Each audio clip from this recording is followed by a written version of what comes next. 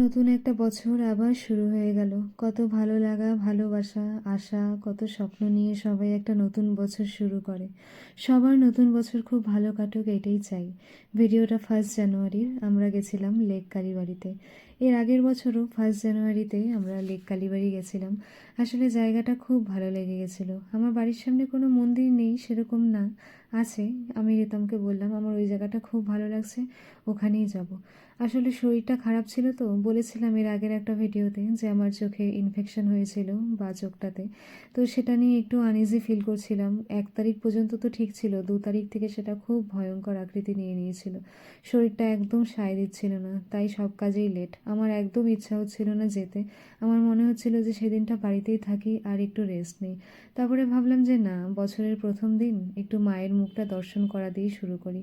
দেখো মায়ের মুখটা কত সুন্দর। অনেকটা লাইন দিয়ে এসেছিলাম সেদিন জানো। আর এখানে মায়ের মুখটা দেখার পর শরীরের সমস্ত যন্ত্রণা, ব্যথা সব কিছু যেন এক নিমিষে ভুলে গেছিলাম। খুব ভালো লাগছিল দেখতে।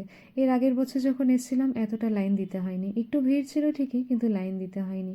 তারপরে আমরা রেস্টুরেন্টে গেছিলাম দুপুরের লাঞ্চটা করতে।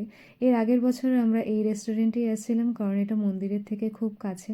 খুব চেয়েছিলাম এর আগের বছর ওই জানলার ধারটায় বসতে। এর আগের বছর হয়নি তো কী হয়েছে, এইবার বসতে পেরেছি এই জানলার ধারটায়।